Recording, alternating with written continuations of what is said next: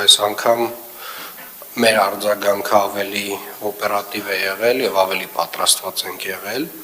այնուամենայնիվ հաշվի առնելով, որ մենք հենց նոր տարվա գիշերը ունենալու ենք կրկին մեծ ծավալով տեղումներ, ամենայն հավանականությամբ սա նշանակում է, որ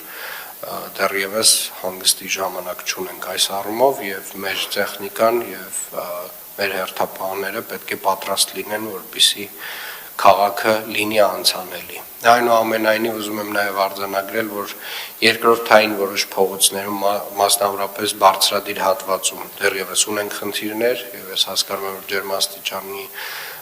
կտրուկ անկման պարագայում շատ դեպքերում աղն ու ավազնել չի օգնում, այնուամենայնիվ որոշակի գործողություններ արժի կարծում եմ պլանավորել դրանց հետ կապված, նամանավանդ, որ մենք ունենք դեռևս կրկին սպասվող տեղումներ,